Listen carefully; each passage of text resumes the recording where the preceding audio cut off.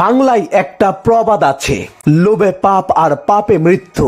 গ্রামের জঙ্গলের ভেতরে একটা গুহায় শয়তানের পূজা করে কিছু মানুষ এক বিশেষ কারণে। গর্ভবতী একটা ভয়ঙ্কর কালো বিড়ালের সাথে প্রতি রাতে একটা মেয়েকে রাত কাটাতে হয়। কিছু গল্প এমন হয় যে কাহিনী শেষ হওয়ার পরেও মাথার মধ্যে ঘুরতে থাকে। এরকমই একটা ভয়ঙ্কর সিনেমার গল্প আজকের ভিডিওতে শোনাতে চলেছি। 2026 সালে মুক্তিপ্রাপ্ত এই সিনেমার নাম হানি। একটা ঘন জঙ্গল, ভোরবেলার অন্ধকারে দল বেঁধে কয়েকটা লোক গুহার দিকে যাচ্ছে। গুহার ভেতরে এক ভয়ঙ্কর দৃশ্য, বিশাল বড় জীব বের করা কোনো একটা মূর্তি, আর এক মহিলা তান্ত্রিক একটা লোকের মাথায় অনবরত পাথর মেরে রক্ত বের করে চলেছে। সেই মাথা থেকে রক্ত বের করে সেই মূর্তিটাকে দেয় সে, আর সেই মূর্তিটার আরাধনা করে চলেছে এই লোকগুলো। পরবর্তী দৃশ্য চলে যায় 2012 সালে। দেখা যায় একটা অফিসের লোকজন আনন্দ নামের একজনকে মারছে, যে কিনা এই অফিসেরই একজন। অভিযোগ হলো আনন্দের ড্রয়ার থেকে কালো জাদু করার অনেক কিছু পাওয়া গেছে। মার খেয়ে আনন্দ বাড়িতে ফিরে আসে। তার সুন্দরী স্ত্রী ললিতা এবং একটি ছোট্ট শিশু যার নাম মীরা। ললিতা আনন্দকে এই অবস্থার কথা জিজ্ঞাসা করলে আনন্দ রেগে গিয়ে বলে সবকিছু হচ্ছে এই বাচ্চাটার জন্য। এই বলে একটা ছবির সামনে বসে অদ্ভুত ভাবে কেমন পুজো করতে থাকে। হঠাৎ এই সময় তার জিভ বাইরে বেরিয়ে আসে, ঠিক জঙ্গলে সেই মূর্তিটার মতো। দৃশ্য আবারও পাল্টায় 2019 সাল। এখন মীরা অনেক বড় হয়ে গেছে। আনন্দকে দেখা যায় সে কড়ি পাথর নিয়ে কি যেন করছে, মনে মনে মন্ত্র পড়ছে। আনন্দ কালো জাদু নিয়ে মেতে থাকতো, সেই জন্য তার উপার্জন সেরকম একটা হতো না। এবং এটা নিয়ে ললিতা এবং আনন্দের মধ্যে প্রচন্ড ঝগড়া হতো মাঝে মাঝে। সেদিনও এমন একটা ঝগড়া হচ্ছিল। বাড়ির বাইরে লোক জড়ো হয়, আশেপাশের পাড়া প্রতিবেশীরা হুমকি দিয়ে যায়। তারা বলে এই বাড়ি যদি ওরা না ছাড়ে, এই পাড়া থেকে যদি ওরা না বের হয়, আমরা কিন্তু এই বাড়িটা আগুনে জ্বালিয়ে দেব। বাড়ির মালিক আনন্দকে চলে যেতে বলে। আনন্দরা রাতারাতি সব জিনিসপত্র নিয়ে বেরিয়ে পড়ে। এরপর তারা দূরে অন্য একটা জায়গায় বাসা ভাড়া নেয়। তারা থাকতো নিচু তলায় এবং উপর তলায় আরেকটা পরিবার থাকতো। ললিতা রাতের বেলা যখন তার মেয়েকে নিয়ে ঘুমাচ্ছিল, একটা লোক আনন্দের সঙ্গে দেখা করতে আসে। লোকটার নাম সারাংপানি। লোকটা আনন্দকে বলে আমি সবকিছুর ব্যবস্থা করেছি, শুধু আমাদেরকে তাড়াতাড়ি বেরিয়ে পড়তে হবে। দেখা যায় তারা দুজনে খালি গায়ে আবারও আগের মতো জিভ বের করে মন্ত্র পড়তে থাকে। ললিতা দূর থেকে সবকিছু দেখতে থাকে। ললিতা বুঝতে পারে না যে আনন্দ কি করছে এসব। সে ভয়ে কাঁদতে থাকে। ললিতা আনন্দকে এ ব্যাপারে জিজ্ঞাসা করলে আনন্দ ললিতাকে মারতে শুরু করে। মীরা কাঁদছিল তার মাকে মার খেতে দেখে। এর মধ্যেই তার বাড়ির কলিং বেলটা বেজে ওঠে। আনন্দ দরজা খুলে দেখে উপর তলায় থাকা পরিবারটা তাদের চিৎকার শুনে ছুটে এসেছে। তারা মীরাকে সেখান থেকে নিয়ে চলে যায়। তারা বলে তোমাদের মধ্যে ঝগড়াঝাটি চলছে, তোমাদের মেয়েটা আমাদের সাথেই থাকুক। পরদিন মীরা খুব কষ্ট পেয়ে ললিতাকে বলে মা, তুমি আর বাবা এভাবে ঝগড়া করো না, আমার খুব ভয় লাগে। আর যদি তোমরা ঝগড়া করো তাহলে আন্টিদের বাড়িতে আমাকে ঘুমোতে পাঠিও না। কাল যখন আমি ঘুমোতে গেছিলাম, ওই বুড়ো লোকটা আমার গায়ে রাতের বেলায় হাত দিচ্ছিল এবং আমার সাথে এমন কিছু করেছে যেটা আমার ভালো লাগছিল না। ললিতা তার মেয়ের কথা শুনে চিন্তায় পড়ে যায়। রাতের বেলায় ললিতা যখন আনন্দের সঙ্গে এই বিষয়ে কথা বলতে চায়, আনন্দ বলে চিন্তা করো না, আমি যা করছি আমার, তোমার আর মীরার ভবিষ্যতের জন্য। আমরা অনেক বড় লোক হয়ে যাব, প্রচুর টাকা আসবে, আমাদের দিন পাল্টে যাবে। কিন্তু এই জন্য আমি যা যা বলবো আজ এখন থেকে তোমাকে সবকিছু করতে হবে এবং তোমার মেয়েকে অনেক কিছু করতে হবে। তার কথাগুলো কেমন যেন ভয়ানক শোনাচ্ছিল, কিন্তু ললিতা পরিবারের শান্তি এবং মেয়ের ভবিষ্যতের জন্য সবকিছু করতে রাজি। আনন্দ বলে আমাকে কয়েকদিনের জন্য বাইরে যেতে হবে, তুমি আর মীরা কয়েকদিনের জন্য ঘুরতে বেরিয়ে যাও। ললিতা এবং মীরা একটা আশ্রমে চলে আসে থাকতে। ওইদিকে দেখা যায় রাতের অন্ধকারে ঘন জঙ্গলে সারাংপানি এবং আনন্দ একটা লোকের সঙ্গে দেখা করে। তারা তিনজনে আবারও একই রকম জিনিস করছিল। জিভ বের করে চোখ বড় বড়, মনে হচ্ছিল তারা কোনো এক শয়তান দেবতাকে সম্মান জানাচ্ছে। এদিকে ললিতা আর মীরা আশ্রমে দিন গুনছিল যে কবে আনন্দ ফিরে আসবে। আশ্রমে একটা লোকের সঙ্গে মীরার বেশ ভালো সম্পর্ক গড়ে ওঠে। মীরা লোকটাকে কাকু বলে ডাকত। বেশ কিছুদিন কেটে যায়। আনন্দ সেই আশ্রমে তার স্ত্রী এবং মেয়েকে নিতে এসেছে। আনন্দ ললিতাকে বলে, সারাংপানি আমাদের জন্য একটা বিশাল বড় বাড়ির ব্যবস্থা করে দিয়েছে, চিন্তা করো না, ওটাই আমাদের বাড়ি হবে, আমরা অনেক খুশি থাকব। দেখা যায় আনন্দ তাদেরকে এমনই একটা জায়গায় নিয়ে আসে যার আশেপাশে বাড়ি ঘর জনবসতি তেমন একটা নেই। চারদিকে পুরনো আমলের বারান্দা, মেজে উঠোন। সেখানে এক রহস্যময় মহিলাকে দেখানো হয় যার নাম রমনা।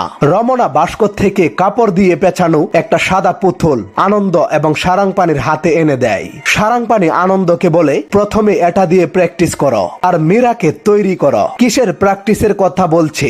ললিতার এসব দেখে একদমই ভালো লাগছিল না। ললিতা বলে, আমার মেয়েকে নিয়ে আমি কিছুই করতে দেব না। আনন্দ বলে, বিশ্বাস করো, আমাদের মেয়ের কিচ্ছু হবে না। আসলে আমরা যে দেবতার পুজো করি সেই পুজোটা করার জন্য এমন একটা মেয়েকে লাগবে যে মেয়ের এখনো মাসিক শুরু হয়নি। ললিতা মানতে না চাইলে আনন্দ ললিতাকে একটা টাকার ভান্ডিল এনে দেখায় আর বলে, এই দেবতার পুজো করলে আমাদের অবস্থা পাল্টে যাবে, মীরার ভবিষ্যৎ পাল্টে যাবে। ললিতা মীরার ভবিষ্যতের কথা ভেবে এবারও চুপ হয়ে যায়। আনন্দ এবং সারাংপানি মীরাকে নিয়ে বেরিয়ে পড়ে। অনেক দূরের কোনো একটা অজানা রাস্তা দিয়ে তারা যেতে থাকে। আনন্দ এবং সারাংপানি মীরাকে একটা লোকের কাছে নিয়ে আসে। যেই লোকটা মীরাকে একটা বস্তা হাতে ধরতে দেয়, কিন্তু বস্তার ভেতরে কি যেন একটা নড়ছে। বস্তাটা নিতে মীরা ভয় পায়। ভয়ে ভয়ে মীরা সেই বস্তা হাতে নেয় এবং সেটাকে বাড়িতে নিয়ে আসে। অবাক করার মতো ব্যাপার, বস্তা খুলে দেখা যায় একটা কালো বিড়াল। বিড়ালটা কেমন যেন অশুভ সুরে চিৎকার করছিল। ওই ঘরের মধ্যে কালো বিড়াল এবং মীরাকে বন্ধ করে দেওয়া হয়। আজ থেকে মীরাকে সে বিড়ালটার সাথে রাতের বেলায় ঘুমোতে হবে। রমনা প্রতিদিন সেই ঘরে গিয়ে বিড়াল এবং মীরাকে খাবার দিয়ে আসতো। এছাড়া ওই রুমের মধ্যে কেউ আসতো না। রমনা এবং আনন্দকে দেখা যায় মীরাকে একটা পুতুলের গলায় দড়ি বাঁধা শেখাচ্ছিল। মীরা রাতের বেলায় ওই ভয়ঙ্কর বিড়ালটার সাথে থাকতে খুব ভয় লাগে। হঠাৎই এর মধ্যে একদিন রাত্রের বেলায় ওই বিড়ালের চিৎকার আনন্দ শুনতে পায়। আনন্দ তাড়াতাড়ি করে সেই ঘরের মধ্যে যায় এবং দেখে বিড়ালটা ছটফট করছে। আনন্দ সেই ঘরের ছাদে একটা দড়ি বেঁধে দিয়ে বাইরে চলে আসে এবং সারাংপানিকে ডাকে আর বলে, তাড়াতাড়ি উঠো, সময় চলে এসেছে। আনন্দ যেভাবে মীরাকে বলে, মীরা ঠিক সেইভাবে বিড়ালটার গলায় দড়ি বেঁধে ঘর থেকে বাইরে চলে আসে। রমনাকে দেখা যায় জিভ বের করে এসে একই ভাবে পুজো করতে থাকে আর আনন্দ জানলা দিয়ে দড়িটাকে টানে। বিড়ালটা উপরে উঠে যায়। তার গলায় বাঁধা দড়িটার জন্য সে ছটফট করতে থাকে। কিছুক্ষণ পর দরজা খুললে দেখা যায় অদ্ভুত দৃশ্য। বিড়ালটার পেট থেকে পরপর 4টা বাচ্চা বের হয়ে মেঝেতে পড়ে আছে, তার সাথে রক্ত। তার মানে বিড়ালটা গর্ভবতী ছিল এবং কালো বিড়ালটাকে দেখা যায় সেটা মারা গেছে। ললিতা এসব দেখে অজ্ঞান হয়ে যায়। আনন্দ তাকে একটা ঘরে শুইয়ে দেয়। ললিতার পুরো শরীর কাঁপতে থাকে এবং মুখ থেকে সাদা ফেনা বেরোতে থাকে। রমনা মীরাকে ঘরটাতে নিয়ে আসে। বেড়ালের পেট থেকে যখন বাচ্চা বেরোচ্ছিল তখন তার গর্ভের যে জল মাটিতে পড়ছিল সেই জলটা মীরার হাত দিয়ে তুলিয়ে একটা পাত্রের মধ্যে ভরে সারাংপানিকে দেয় আর সেটা দিয়ে সারাংপানি পুজোয় বসে। পরের দিন সকাল বেলায় দুজন বিদেশিকে দেখানো হয়। তারা সারাংপানির কাস্টমার। তবে সারাংপানির কাছ থেকে তারা কি কিনতে এসেছে সেটা একটু পরে জানা যাবে। ললিতা খুব অসুস্থ হয়ে পড়েছে। ওদিকে রমনাকে দেখা যায় এক ধরনের বিশেষ মাশরুমের শরবত সে ললিতার জন্য তৈরি করছিল আর আনন্দকে দেখা যায় রমনার শরীরটার দিকে অশ্লীল নজরে তাকাচ্ছিল। রমনা সেই শরবতটা ললিতাকে খাইয়ে মীরাকে সেখান থেকে নিয়ে চলে যায়। কিছুক্ষণ পর একটা মহিলা ডাক্তার আসে, ললিতাকে একটা ইনজেকশন দেয়। ললিতা প্রচন্ড কষ্ট পাচ্ছিল এবং ঘুমিয়ে পড়ে। ডাক্তার যাওয়ার সাথে সাথে ললিতা কেমন যেন অদ্ভুত ভাবে নড়ে ওঠে এবং ছটপট করতে থাকে। দেখে মনে হচ্ছিল তার ভেতরে কোনো এক শয়তান প্রবেশ করেছে। এরপর দেখা যায় মীরা তার মায়ের সঙ্গে দেখা করতে গেলে রমনা তার মায়ের সঙ্গে দেখা করতে দেয় না। রমনা বলে, তোমার মা অসুস্থ, এই বলে দরজাটা বন্ধ করে তালা লাগিয়ে দেয় বাইরে থেকে। মীরা মন খারাপ করে তার ঘরে ঘুমিয়ে পড়ে। স্বপ্নে সে একটা বিড়ালের ডাক শুনতে পায়। চমকে উঠে বসে মীরা দেখতে পায় বাইরের দরজাটা থেকে একটা বিড়ালের মতো দেখতে মেয়ে তার দিকে এগিয়ে আসছে এবং অদ্ভুত ব্যাপার হলো বিড়ালের মতো দেখতে সেই মেয়েটাকে একদম মীরার মতো দেখতে। মীরা চমকে উঠে জিজ্ঞাসা করে, কে তুমি? বিড়াল রূপী মেয়েটা বলে, আমার কোনো নাম নেই, আমি তোমার তোমার বোন। মীরা বলে, কিন্তু তোমার কোনো নাম নেই কেন? সে বলে, আমার নাম কেউ দেয়নি কখনো। মীরা বলে, ঠিক আছে, আমার মা ছোটবেলায় আমাকে হানি বলে ডাকতো, আজ থেকে তোমার নাম হানি। এরপর হানি বলে, তুমি কি তোমার মায়ের সাথে দেখা করতে চাও? আমি জানি তোমার মায়ের ঘরের চাবিটা কোথায় রাখা আছে। তারা দুজনে বেরিয়ে আসে আর দেখা যায় একটা ঘরে আনন্দ ও রমনা যৌন মিলনে লিপ্ত হয়েছে। মীরা তার মাকে দরজার ফাঁক দিয়ে দেখে। দেখা যায় তার মা কেমন যেন দেওয়ালের সঙ্গে কথা বলছে এবং কি অদ্ভুত ভাবে আওয়াজ করছে। মীরা এতটাই ভয় পেয়ে যায় যে মায়ের সঙ্গে দেখা না করেই সেখান থেকে চলে যায়। পরের দিন সেই ডাক্তার মহিলাটা আবারও মীরার কাছেও আসে। মীরার শরীর থেকে রক্ত নিয়ে চলে যায়। মীরা তার বাবাকে কাঁদতে কাঁদতে বারবার বলতে থাকে, বাবা, আমি এখানে একা থাকতে চাই না, আমাকে মায়ের কাছে নিয়ে চলো। আনন্দ সেখান থেকে উঠে যায়। তখনই সেই বিড়ালের মতো দেখতে মেয়েটা আসে, মানে হানি। এখানে অবাক করা ব্যাপার হলো, হানিকে শুধুমাত্র মীরাই দেখতে পায়, অন্য কেউ দেখতে পায় না। ওদিকে দেখা যায় আনন্দ কোথায় থেকে আবারও একটা বিড়াল ধরে এনেছে। আবারও শুরু হয় সেই একই ভাবে শয়তানের আরাধনা করা এবং মীরাকে সেই বিড়ালটার কাছে আবারও ঘুমুতে দেওয়া হয়। হানি মীরাকে বলে, এই বিড়ালটা মারা যাওয়ার পর তোমার বাবা আবার আরেকটা বিড়াল নিয়ে আসবে, এরা কখনোই থামবে না, কারণ এরা যা করছে তা ভয়ানক কিছু। ললিতা এবং মীরার উপরে আনন্দের অত্যাচার চলতেই থাকে। এদিকে সেই মহিলা ডাক্তার হিসেবে যে আসে সে কোনো ডাক্তারই নয়, সে একটা হেলথ ক্যাম্প চালায়। আর আনন্দ সারাংপানি তাকে টাকা দিয়ে এসব করাচ্ছে। ললিতাকে যে ইনজেকশনটা দেওয়া হয় সেটা খুব বিষাক্ত, যাতে ললিতা অসুস্থ হয়ে বিছানায় পড়ে থাকে, তার মেয়ে বা অন্য কারো কাছে সাহায্য না চাইতে পারে। এরপর হঠাৎই একদিন দেখা যায় আশ্রমের সেই লোকটা ললিতাদের খুঁজে আসে, কিন্তু সে ওই বাড়িতে যায় যে বাড়িতে আনন্দরা আগে থাকতো। লোকটা সেখানে আনন্দদের না পেয়ে হতাশ হয়ে সেখান থেকে ফিরে যায়। দৃশ্য পাল্টায়। আনন্দ এবং সারাংপানিকে দেখা যায় তারা একটা লোকের সঙ্গে দেখা করে এবং লোকটাকে বলে, বিড়ালের গর্ভের জলটা তৈরি আছে, এই জলটা নিলে আপনি পৃথিবীর অন্যতম একজন হয়ে উঠতে পারবেন। এই জলটা এবং ওই বিড়ালের মৃত দেহগুলো মাটিতে পুঁতে দিতে হবে এবং তারপর মরুভূমিতে পাওয়া ক্যাকটাস গাছ লাগিয়ে দিতে হবে ওই জলটার উপরে। ক্যাকটাস গাছের সংখ্যা যত বাড়তে থাকবে আপনার বাড়ির ধন সম্পত্তিও বাড়তে থাকবে। এই জলটা কালো জাদুর ক্ষেত্রে এক যুগান্তকারী আবিষ্কার। সেই জলটা সারাংপানি লোকটাকে দেয় আর সেই লোকটা অনেক টাকা দেয়। অর্থাৎ তারা এভাবে ব্যবসা করছিল। বিড়ালের গর্ভের জল নেওয়ার জন্য সারাংপানির কাছ থেকে দেশ বিদেশ থেকে অনেক লোক আসতো। এর আগেও দেখা গিয়েছিল এবং এইভাবেই একটা গোপন সংস্থা তাদের কালো জাদু চালিয়ে থাকে, ঠিক যেমনটা জঙ্গলে গুহার মধ্যে দেখা গিয়েছিল। সেখানেও প্রচুর মানুষ ছিল। দিন যায়, মাস যায়, বছর কেটে যায়। আনন্দ এখন অনেকটাই বড় লোক। মীরাকে দেখানো হয় মীরার চোখ মুখ কেমন যেন কালো হয়ে গেছে। দেখে মনে হচ্ছিল মীরা দিন দিন পিশাচে পরিণত হচ্ছে। আনন্দ বাড়ির বাইরে গেছে, এমন সময় কলিং বেল বেজে ওঠে। রমনা দরজা খুলে এবং কিছু একটা দেখে অবাক হয়ে যায়। দৃশ্য পাল্টায়। আনন্দ এবং সারাংপানি বাড়িতে ফিরে আসে। তারা কিছুদিনের জন্য বাইরে গেছিল। বাড়িতে ফিরে তারা রমনাকে গোটা বাড়ি জুড়ে খুঁজতে থাকে, কিন্তু অবাক ব্যাপার, রমনাকে কোথাও খুঁজে পাওয়া যায় না। কোথায় গেল সে রাতারাতি? ঠিক সে সময় সেই বাড়িতে আবার কলিং বেল বেজে ওঠে। আনন্দ এবং সারাংপানি দরজা খুলে দেখে একটা বুড়ো একটা ছোট্ট বাচ্চা মেয়েকে নিয়ে এসেছে। সেই ছোট্ট বাচ্চা মেয়েটাকে তারা সেই জঙ্গলটার ওই গোপন গুহাটাতে নিয়ে যায় যেখানে মহিলা তান্ত্রিকটা ছিল। তার মানে বাচ্চাটাকেও তারা মীরার মতো তাদের কালো জাদুতে ব্যবহার করবে। এই ফাঁকে দেখা যায় হানি মীরাকে গিয়ে বলে, তোমার মার সাথে দেখা করবে, আমি জানি কিভাবে তোমার মার সাথে দেখা করতে হবে। হানি মীরার মায়ের সাথে মীরাকে দেখা করতে ঘরটাতে নিয়ে যায়। ললিতার অবস্থা খুব খারাপ, একা কথা বলছিল। মীরা যখন তাকে মা বলে ডাকে তখন সে কেঁদে ফেলে, বাস্তবে ফিরে আসে। ললিতা তার মেয়েকে জড়িয়ে ধরে কাঁদতে থাকে। অনেকদিন পর আজ নিজের মেয়েকে দেখতে পাচ্ছে। পাশ থেকে হানি বলে উঠে, তোমার বাবাকে না সরালে এইসব থামবে না। মীরাকে একা একা কথা বলতে দেখে তার মা জিজ্ঞাসা করে, কার সাথে কথা বলছিস? মীরা বলে, মা, আমি হানির সাথে কথা বলছি। তুমি জানো ওকে দেখতে একদম আমার মতো। মীরার মা ললিতা বুঝতে পারে যে মীরা হ্যালুসিনেট বা কল্পনা করছে কোনো একটা চরিত্রকে। মীরা তার মাকে বলে, মা, আমার ওই বিড়ালটার সাথে থাকতে একদম ভালো লাগে না, আমাকে এখান থেকে নিয়ে চলো। বাবা যতদিন বেঁচে থাকবে ততদিন আমরা এখান থেকে মুক্তি পাবো না। কিছুক্ষণ পর দেখা যায় ওই মেয়েটাকে নিয়ে আনন্দ বাড়ি ফিরে আসে, আর সেই ঘরটাতে বিড়ালের সাথে তাকেও থাকতে দেয়। মীরাকে দেখা যায় একটা ঔষধ নিয়ে তার বাবার সোডার বোতলের সাথে মিশিয়ে দেয়। যখন আনন্দ তার মদের বোতল এবং সোডা নিয়ে বসে, সেটা খাওয়ার পর সে নেশার ঘরে ঘুমিয়ে পড়ে। এরপর হানি আর মীরা মিলে ললিতার ঘরের দরজাটা খুলে দেয়। ললিতা সেখান থেকে বেরিয়ে আসে এবং আনন্দের গায়ে একটা ইঞ্জেকশন ঢুকিয়ে দেয়, যে ইঞ্জেকশনটা ললিতাকে দেওয়া হতো।